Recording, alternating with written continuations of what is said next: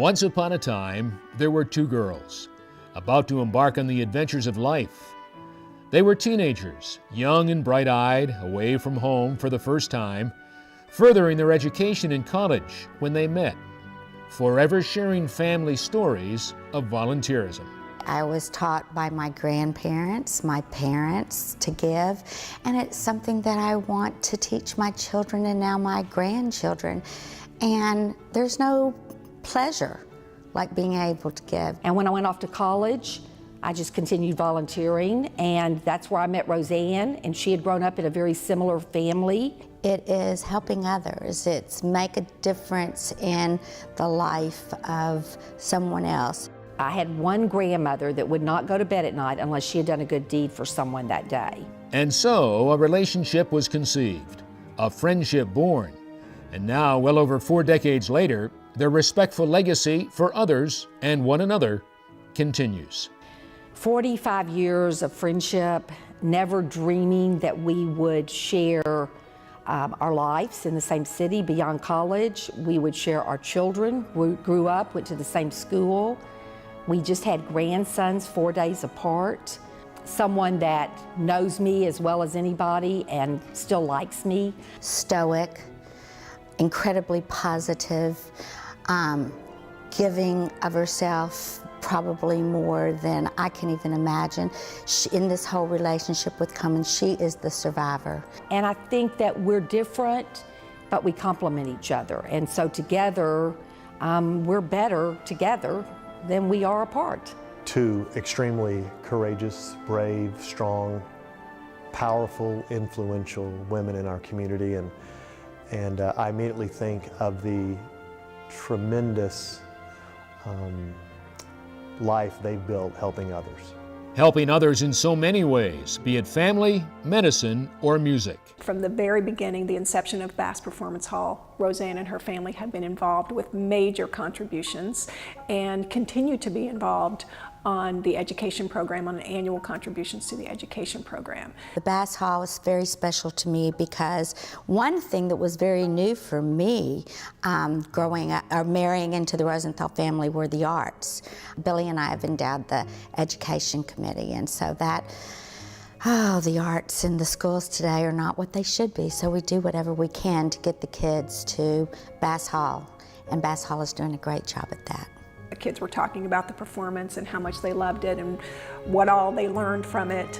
But one kid said to the other one, "This has been the best day of my life." That's when you know you're making a difference. Difference makers, like few we've come to know, yet like anyone else, subject to the unknown when you least expect it.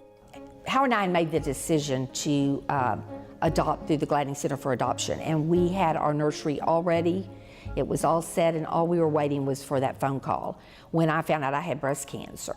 And so we really shut the door to the nursery and just never thought it would happen. But it did, thanks to the Gladney Center and the Rosenthal family. The adoption journey is a very emotional, sometimes difficult journey, and to have the support system that Rozanne provided to Joan was huge during that time. Manny Rosenthal actually wrote our letter, one of our reference letters for Gladney. Rozanne and her husband Billy have been tremendous supporters of what we do, not only with their time and their treasures, but certainly with their talent. You know, when she adopted Lori from the Gladney Agency, you know, you're just like, please, just like every cancer survivor says, let me see my child go to kindergarten, let me see my child go to high school, college. And she did. And then Lori got married, and this summer even became a mother. Gladney made us a family, and without Gladney, we wouldn't be parents, but also just becoming grandparents. My husband says all the time, without Gladney, we wouldn't have become grandparents. Together, they are a very powerful force in our community. So many charities beyond Gladney have benefited from their generosity and what they are able to do. Arguably, the biggest thing they've been able to do is raise money and awareness for breast cancer. Initially through the creation of the Komen Race for the Cure in Fort Worth, and more recently the building of the Joan Katz Breast Center at All Saints Medical Center. The Joan Katz Breast Center is really a place of hope. We surround you with hope and love and compassion. And what we give to you is a hand. We stand by you. We give you a moral compass. We provide you emotional support. Who would have thought that breast cancer and starting a breast cancer foundation would be my life's work? But because of circumstances, you know, and your best friend is diagnosed when you're 30 years old, it becomes a huge part of your life. They started an organization and have been involved for over 20 years, to the point that we've given $23 million to our community. $23 million.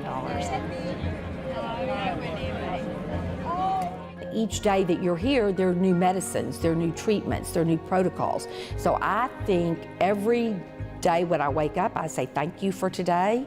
And every night when I go to bed, I think about all the people that are struggling with so many things, and I know that I have to keep working along with everybody else so that hopefully in my lifetime I can see it. And that's why she is so deserving of any of the credit, especially a building at Baylor named in her honor, thank God, and not her memory. They truly care about the community and they care about individuals. When they see a problem, they move to fix it. When they see needs, they want to help meet them. And I hope to be like them when I grow up. Don't we all? Thank you, Rozanne. Thank you, Joan. You inspire us to be involved. You engage us to be empowering. You influence us to be impactful. And even though this story might have come to the end, your legacy will long endure.